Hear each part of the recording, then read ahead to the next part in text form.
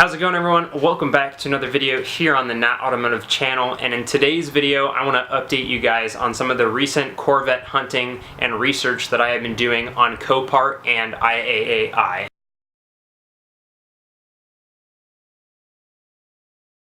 Now, if you're new to the channel, thank you so much for stopping by and checking out this video. I hope you guys enjoy the content on this video, and if you're interested, check out the other videos on my channel and consider subscribing. But if you don't know already, in the past few videos I announced my next big project for the channel, which is a huge project. It is a street legal go-kart that I'm going to design out the wazoo. It's going to be crazy, way more in-depth and intense than my first go-kart project, which I have a playlist on my channel, so if you haven't seen that, definitely check that out. That's where a lot of this build was inspired from, was my initial go-kart project. But anyways, so recently I've been doing a lot of researching over the past month, especially the past month or 6 weeks or so. I've really been into this project for 2 years now and saving up for it and researching it, but now I'm in the position where I'm seriously considering purchasing this car, which is why I started the videos on this build series. So over the past month I've been looking at 2 cars really, one on Copart, and within the past week really one came up for auction at IAAI, the other competitive auction site to Copart. So I thought I'd go ahead and take you guys through this video and walk you through all the research that I've been doing and some of the stuff and the know-hows when you're browsing through these Copart sites or these auction sites to buy a car for your next project. So if you haven't seen my past few videos on this new project here, I'm just going to recap it real quick. Basically, I decided to build a street legal go-kart using a Corvette as a base donor car, and in particular a C5 Corvette. 1, because they're cheap, and 2, because the chassis and design of a lot of this car really plays in good favor of building this kind of street legal go-kart design. So I've been researching a lot into Corvettes from 1997 to 2004, which is the year where the C5 body style was made. I'm hoping to get one somewhere in the middle, not too early, and well, late would be okay, but usually those go for a little bit more. So I've been hunting for a few right in the middle, and that's what I've nailed down to, is 2 that I'm really looking at. So let's go ahead and hop over to my computer here on my desk, and I will show you guys exactly what I've been doing to research and look at these cars. Alrighty guys, so welcome to my desktop here on my laptop. So the first thing I thought I'd show you guys, I've got a lot of things pulled up here, as you can see. Oh, that is not one of them. Okay, here we go. So the first thing I wanted to show you guys, I'm going to make this a little bit bigger, is I made this list of C5 Corvette inspection points. Now, since I made this plan has been a little bit shifted for a reason I'll get to in a little bit. But basically, the original intention was for me to hire an inspector, which is a service that you can get through Copart, and you can actually hire someone to go out and look at a car for you that you are not nearby. So that's what I had originally planned to do, and this list here is kind of like a sum of a bunch of research that I've done over the past few months of problem areas and just kind of general maintenance areas on any car, but also problem areas in particular with the C5 Corvette body style. So this is a good thing to make when you are possibly buying a car sight unseen. This is my first time ever buying a car sight unseen, so this is a lot of uncharted waters that I am treading here. So I'm trying to do as much research and prep as I can to make sure that I don't get the short end of the stick when buying a car sight unseen. So basically, this is just a list that I sent out to the inspection company for them to check. So the first one was fluid levels, of course. As you probably saw, if you saw my previous video, the one Corvette that I went out and checked myself, there was no actual engine oil in the car, because that later was found out that the whole oil pan was blown out from underneath from undercarriage damage. So I put this on here just so he could check the fluid levels of everything: engine oil, coolant, brake fluid, power steering, stuff like that, just to make sure there's possibly no leaks anywhere where this fluid has leaked out over time, and also just to check the general condition of the fluid, which is the next bullet point. So does the engine oil look burnt? Does it look okay?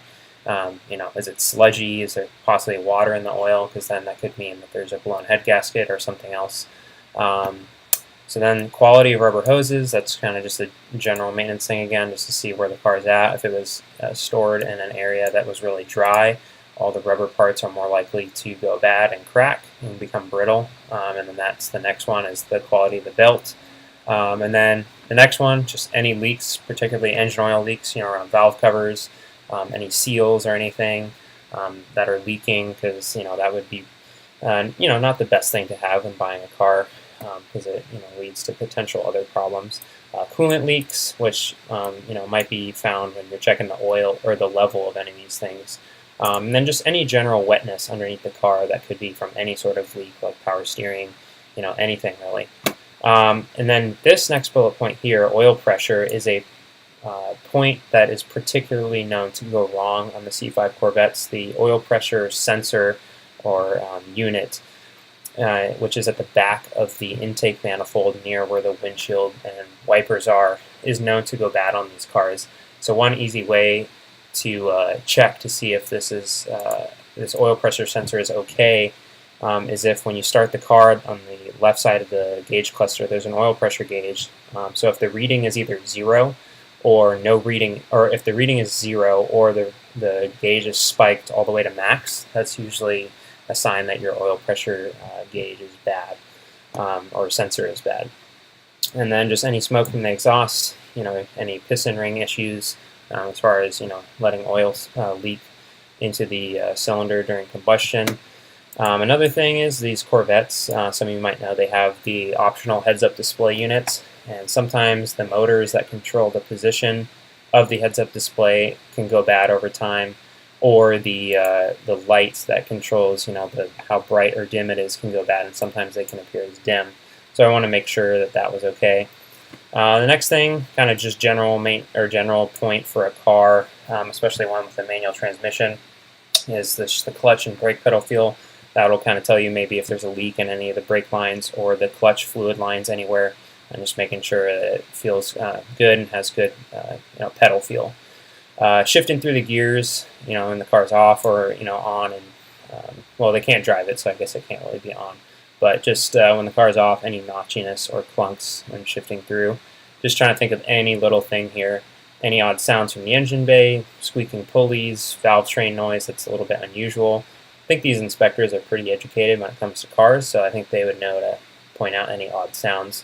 Another thing is I want to try and avoid getting a car with too much frame damage. I know a lot of these auction cars, because they're salvaged, they do have some frame damage, but if it's a little bit in the very front, like the front crash bar or horizontal crash member, that's a little bit easier to deal with than like a kinked frame rail 3 feet down the frame rail where it's close to the trans tunnel or anything like that. So just checking for any frame or crash bar damage. When I made this list, it was for a particular car, so the impact was in the front. So just any impact damage to the frame or crash bar, front or rear.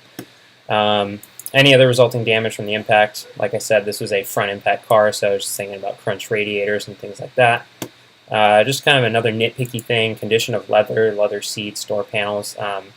This is, I'm not too worried about this because eventually the whole interior is going to get stripped out, but this kind of can tell me here, what is the general condition of the car and maybe how did the owner take care of it. If the seats are, in good condition for even maybe an older car, high mileage car, that tells me that this car was maybe babied or it was really taken care of as like a weekend car by some guy or girl. And then the next bullet point here is any leaking fluid out of the diff or rear end. This is another common point for these cars. They call it leaky butt issue. The seals around the diff can leak, and so that's just obviously another thing you want to try and avoid if you can. The next one is again a specific point for the C5 Corvettes. Sometimes these cars, I believe, correct me if I'm wrong if you know a lot about C5s, but I believe it was the Napa battery that these cars come with, or at least one of them, one type of battery, was known to leak a lot, and actually the battery acid would leak down and then corrode the tray, eat through the tray, and then unfortunately one of the design flaws of this car is that they put the PCM and ECM, so the engine control module, and I believe the powertrain control module, right below where the battery is. So people have reported sometimes if you have this leaky battery and the acid damages the tray and then starts to drip down into the lower area, it could damage the computers down there. And again, the next bullet point here is for the harmonic balancer. This is a big problem on, or not, I mean, I'd say widespread problem on not just the Corvettes or the C5s, but just I think the LS1 in general. So any car equipped with an LS1 V8 from GM had a harmonic balancer issue. So one way to tell if the harmonic balancer is going bad, if it's wobbly, if it just kind of looks funky while the engine's running. And if that is an issue, the car could start to throw a belt a lot too. So if the belt is already off of the car or anything like that, that could be an issue for the harmonic balancer. Check brake and clutch master cylinder for debris. I don't know, this was just a point that I saw on forum somewhere. I don't really know how much debris can really get in there, maybe from, just, I really don't know, but I just thought I'd put this in there. This one is just more for me to gauge what kind of options the car has. The car that I was looking at first, I wasn't able to pull the build sheet from a dealer, so this was me just trying to figure out, what kind of options the car was equipped with. The active handling was a nice option for the C5 Corvettes to have. It's basically adjustable suspension. There's like comfort, sport, and track mode. So obviously I would like to have that, and going forward maybe. Quality of the tires, again, how was the car taken care of? And obviously new tires are a plus for me because I can use those as long as they last until before I need to get new ones. Of course, any check engine lights or other lights on the dash could point to other things. A lot of the times these inspectors will bring out code scanners and they can scan the codes and relay that to you. And then just any other missing or damaged parts that could point to things that I might have to pay for and whatnot. And then I just noted here, if you could please take extra pictures near the impact point, the engine bay, interior, and rear end. So with that being said, I'm going to go ahead and introduce you guys to this first car that I was talking about, and this is one that I found on Copart, and I've been looking at for literally 4 or 5 weeks now. So it's this guy right here. This it's a '99 Corvette C5 base model coupe. So that is a requirement for me. As I probably previously mentioned in other videos, is that the car that I'm looking for has to have the removable target top. That's just part of the design of this street legal go-kart that I really want to have, is that removable target top. So any fixed roof coupe, Z06 or non-Z06, not really in the market for, which is okay for me because those usually go for more money. I don't know about the non-Z06 FRCs, but at least the Z06 does for sure. So anyways, this car, like I said, '99 Chevy Corvette. You can see it is a front impact car. It was hit on the driver's side front end, crunched the bumper pretty good here. This whole bumper is cracked. So that's definitely, to re-register this as a road-going car, this would have to be replaced. Well, my guess is what this guy, he hit someone and maybe hit like a slightly taller vehicle, and that explains the damage on the hood here. So he might have went underneath someone, which kind of sucks because right where this impact was basically right where the airbag sensor is. So you can see both airbags deployed in the accident, which is honestly probably the reason why this car got salvaged out, even though it has not nearly as much damage as some of the other cars I've seen. Also, another notable point, which I'll get to also, is that it has 128,000 miles, which obviously brings the value down, so it's easier for this car to get salvaged out, even in a smaller fender bender accident or anything like that. So yeah, the car looks clean. It is at the Copart Fresno location. So for those that don't know, I'm in San Diego, so it's relatively close. Shipping from Fresno to San Diego is about $470, so it's pretty affordable for shipping for this guy. And so some of the other points that I noted with this car. One, the engine bay looks fairly clean. Let me see if I can get these photos bigger. All right, here we go. So the engine bay looks pretty clean. I don't notice any immediate damage from where the impact hit, which was probably right about here where my mouse is circling. So other than that, it looks pretty good. Obviously, it's dusty, which is, could be a good sign too. I've listened to other Copart guys, and they talk about, if they try and clean it up and try and hide something. So at least it's a little dusty. They're not trying to possibly hide anything. But as far as like a car, like the overall point of the car, from what I gathered and my knowledge of Corvettes, and I know quite a bit about them from researching them over the years, is how this one is modified. It has an aftermarket hood here. This is not stock by any means, and you can see it's got some purple stripes on the hood as well. It has aftermarket chrome wheels, and it has an aftermarket little lip spoiler here, and definitely an aftermarket exhaust. So based on my knowledge of Corvettes and kind of the owners behind them, this to me looks like a car that was owned by an older gentleman. Owned by someone with your typical Corvette attire, maybe. And so that's a good sign to me, because maybe that's someone who took better care of the car and babied it a little bit more, which I'll get to when I go to the Carfax. So you can see this car was lightly modified, so it was probably some sort of car enthusiast, but might not have done too much to it. And then also from the engine bay, this does have an aftermarket K&N intake instead of the stock airbox. So what I'm going to get to next is, so the main thing with this car that's been the holdup for me is, like I said, I've been watching this car for like 4 or 5 weeks now, and unfortunately it's still listed as a future auction. It hasn't had a date set, and I've called a few times to the Fresno facility, and they've told me that they have had issues with the title. They had to send to get a new title in from the DMV, and obviously anyone who's ever done anything with the DMV knows that they take forever, especially with paperwork and stuff like that. But so this car has been really good. It's been a good candidate. It's been on my radar for, like I said, the past month. It does have higher miles, which, to me is not horrible, but I would prefer a slightly lower mile car with less miles on the powertrain, because that's the most important part for me, and not really the body.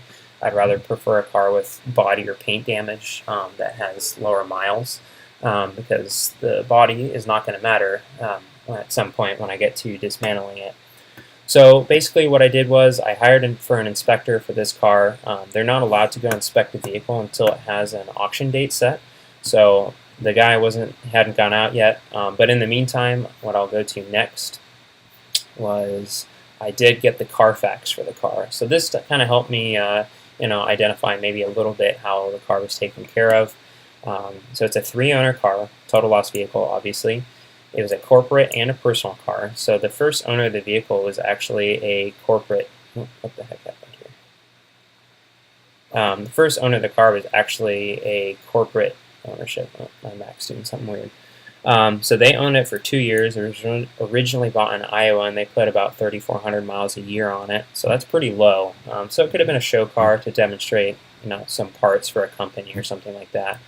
Then the next owner in 2001 owned it for 2.5 years, put 11,000 miles a year on it. So that sounds more like a daily driver based on that mileage. Or if he just liked to drive it a lot as a weekend car, maybe done a lot of road trips or anything like that.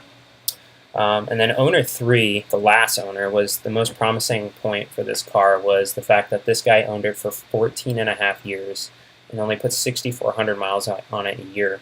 So usually, the yearly average for like a daily driver ranges between 12 to 15,000 miles. So this guy was like half of that. So this to me definitely sounds like it was a weekend car, and he just drove it consistently as a weekend car for the 14.5 years that he owned it, and racked it up to 120,000 miles. And one thing I should note, I do not know why my Mac's doing this. Okay, let's just change views here. One thing to note is that this car was started life in Iowa, originally bought there, but shortly after it was brought out to Fresno. So it lived all its life in California, pretty much up in the Fresno, Clovis area, which is good because no snow, no corrosion or anything like that. Maybe hot and dry, but that's not as much of an issue as corrosion. And there's not most of the entries here on the Carfax are actually just DMV stuff and emissions stuff. So you can see it was serviced here. It was serviced here. And some of these times, that's the only downside about Copart, is they don't specifically put the service center. One thing that's interesting is there was damage reported in 2008, which could possibly explain the aftermarket hood or anything like that.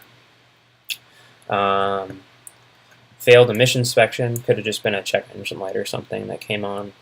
Again, in 2016, more damage reported to the front, so this person just liked to rear-end people, or I don't know, maybe he hopped it up on a curb when he parked or something, and they registered that as damage. And then here, it was brought to this Michael Automotive Center, which is a Chevy dealer in Fresno, and serviced. Passed emissions in 9/9 of last year, and on August 23rd of this year, it was reported as a total loss vehicle. So the accident happened either on or around that date. So, like I said, this car has been really promising, and I've been having my eye on it for the past month or so. And I was gung-ho on buying this thing, and I forked out money for an inspection, which is about $100 if you do it early enough and not too short late notice. But then, so that's pretty much it, I think, with this car. Like I said, I think I covered everything about this car that I wanted to go over. But I mean, it was pretty nice condition, black paint, which isn't going to matter in the long run. But I think it's, overall, it's a high miles car, but it looks like it was taken care of. Oh, and the last final thing, it looks like it had some aftermarket interior stuff done. Like there is a stitch center console here with the Corvette logo, and then this little piping on the center console is aftermarket too. So I think someone paid for that. And actually, just a few days ago, I noticed after looking at the next car that I'm going to show you guys, this one doesn't have the active handling, because you would see a little knob right about here, versus the other one that I'm about to show you guys has a little dial there for the active handling system. But you can see it's 6-speed manual, and the interior looks pretty good, nice the quality to the leather. So that's enough with that car, so I'm going to show you guys the most promising ones so far. Alrighty, so the next car that I really wanted to show you guys, that's the most promising car at this point, that I actually just came across the other day by doing some light browsing on the internet. And I hadn't done a whole lot of looking on this IAAI facility, which is what this website is. I've been mostly looking at Copart, but IAAI is just basically the competitor to Copart. They do the same stuff as Copart, pretty much the same exact way, or slightly different, but overall pretty much the same way. But anyways, I came across this 2001 Torch Red C5, and it just looks very promising, and I'll get to all the reasons why right now. First of which, obviously, it has light front end damage. Similar area as to the last car, nothing too crazy, but is definitely something that I can work with as far as, not having frame damage. Body damage is not a huge thing for me as far as an issue. But the big kicker is right here as to why I like this car. It has 54,000 miles for a 2001. So this car was barely driven. That means the engine's got a lot of life left in it. I mean, these LS1s are rated for 200,000 plus miles, but for me, it's just this is a big investment, so might as well go big and just spend a little bit more on one that has less miles. But anyway, so this red Corvette is at the IAA Missoula, Montana facility, so way up north. So I found this car just by lightly browsing, and I started to really look into it, and I was pretty happy with what I saw. So, like I said, light front end damage here, nothing too crazy. Some of you might notice right away that it has some kind of tacky chrome add-ons, like this reflector cover and the taillight cover. Again, just like the last car, those are modifications to me, in my opinion, that point me towards the possibility that this car was owned by an older gentleman, probably 50s, 60s, midlife crisis car, retirement car. And to me, that's kind of like the person that I would want to own it right behind like a grandma or something, because they're probably not launching this thing or taking it to drag strips and stuff like that. I might be wrong, I am casting a little bit of judgment, but not bad judgment, just for research. But so that's to me what it looks like. And then again, this car has a ton of interior work done to it. I don't think all this red leather is stock. I believe that's aftermarket. This is a shift knob. It looks like actually a shift knob from AutoZone, so that will definitely be changed.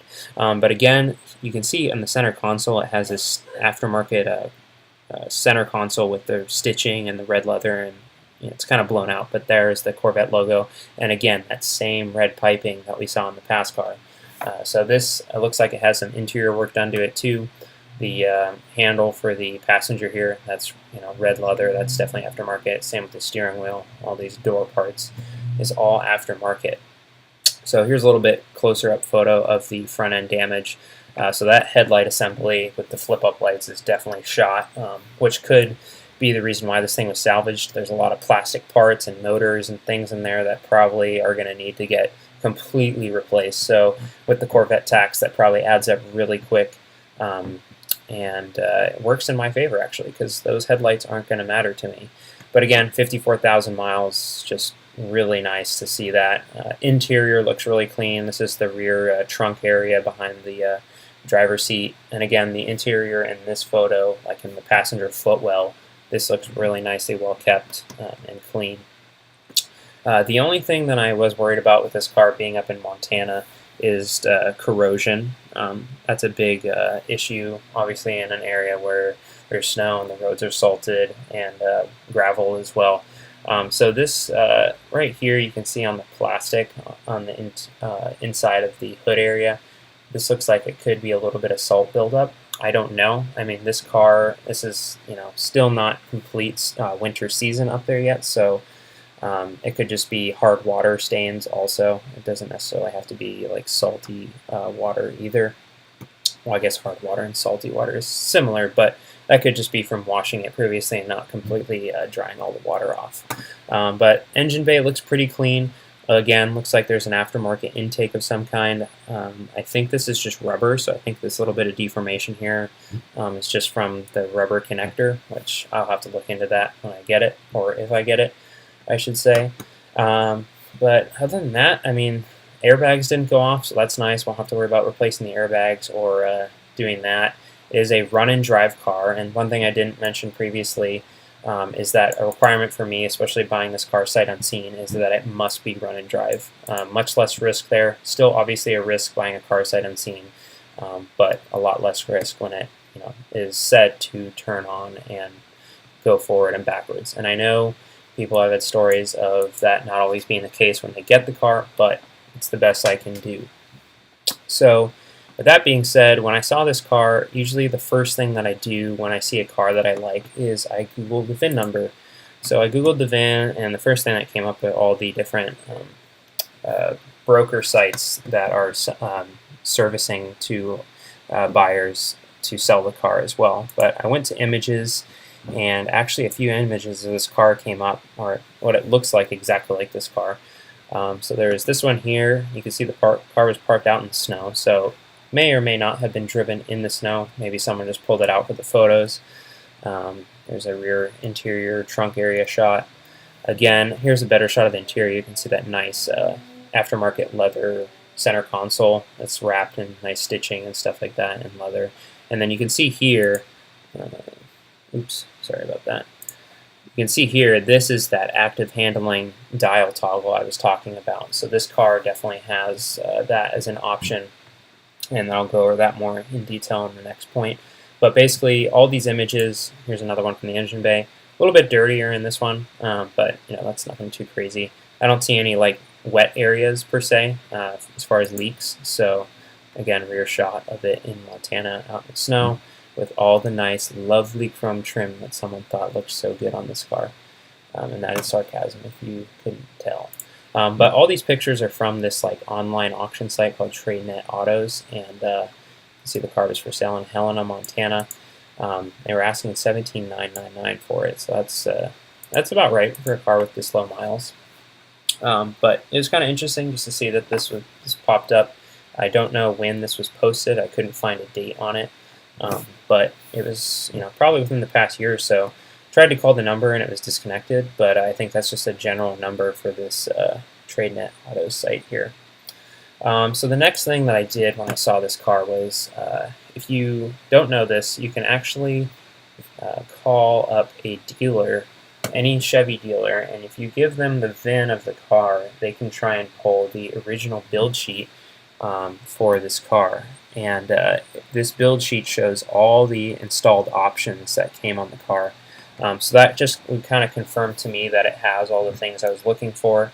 This has the transparent target top. Let's see, what was the other one? Real-time damping. I don't know if that was the switch there that I was talking about, the active handling. Torch red paint. I went through this before, but I don't remember. Oh, here, this is it. Suspension system soft ride. I think that's it. All right, and then the JL4 code is the active handling system. Let's see, how do I get the second page? Oh, and then the second page here, you can see it was definitely fitted with the manual transmission. I could tell that from the photos pretty obviously, but the listing said it was an automatic, so this was nice to see just to confirm that, and I wasn't being duped by a poor listing or anything like that. And it does have the heads-up display and actually the Bose speaker and amplifier system. So it seems like this car is really nicely optioned. I don't know exactly all the options for the C5 Corvettes, but I do know a lot of them, and it seems like this one has a good amount of options.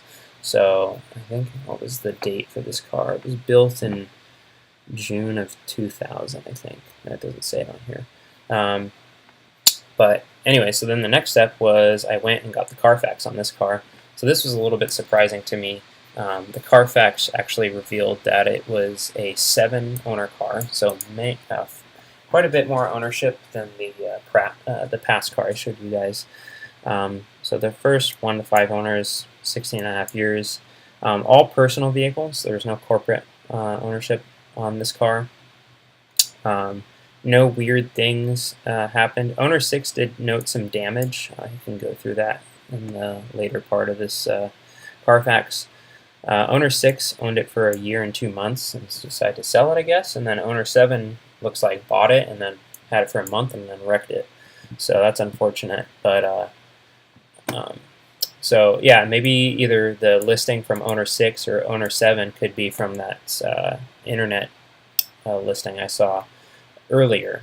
So you can see that this car actually has a pretty good detailed Carfax here, and it's got all the names and addresses for the different, or not addresses, but phone numbers for the different areas it was serviced at. And so what I ended up doing was, because it does give you kind of a general idea of what is done to the car, but it's not completely detailed, so your $40 for this Carfax only goes so far. So what I actually ended up doing with not only this car, but I did this with the past car too.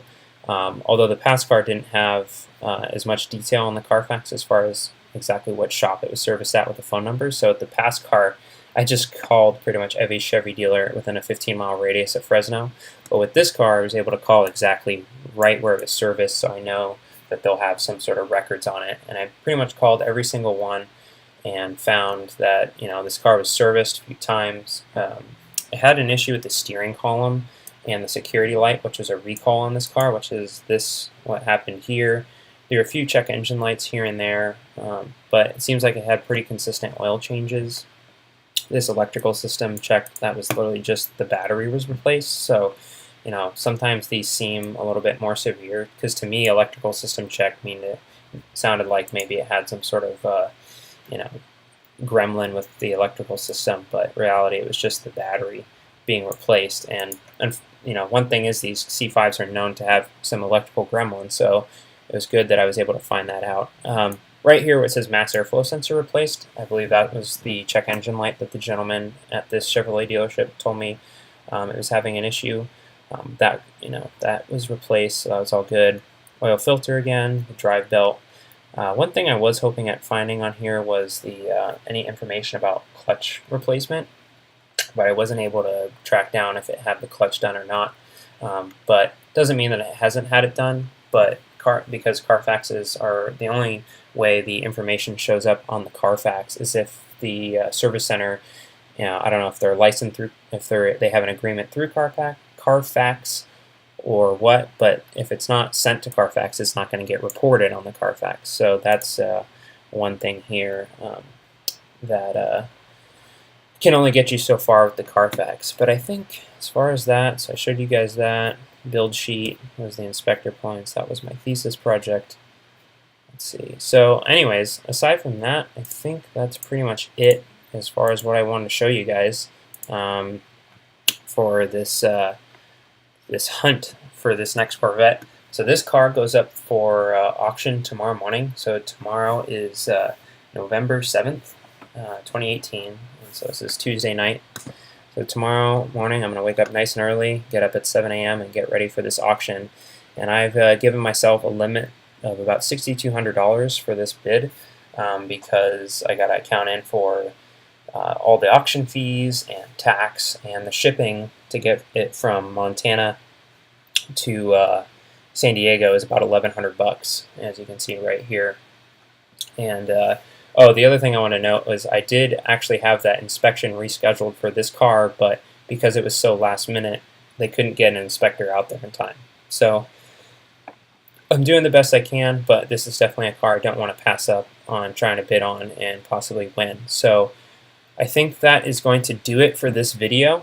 I will definitely be screen recording my bidding experience tomorrow morning, and also recording me like from a third person view bidding on the car, because if I do win the car, I want to make sure I get that moment recorded, because that's going to be a really awesome moment. This is a huge investment for me. This is one of my biggest purchases I've ever had in my life, so this is going to be a really cool moment. I'm really nervous and really hoping I do get this car, and I hope I don't get in a bidding war with someone.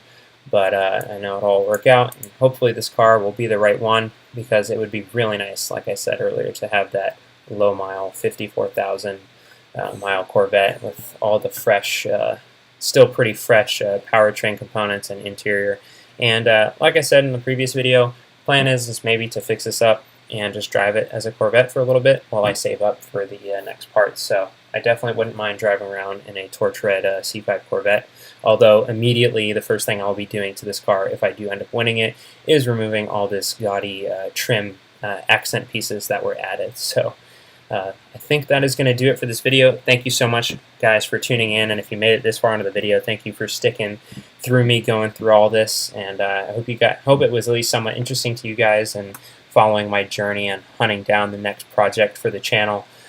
So definitely, if you haven't already, subscribe to the channel so you can keep up to date on the, if I do win this car, and obviously the build project as it progresses, because it is going to be a fun project. I'm going to be doing so much custom design work and engineering into this, that is going to make this car truly one of the coolest vet carts out on the road today. So thanks again, guys, for watching, and make sure you stay tuned for the next video, and I'll see you guys in the next one.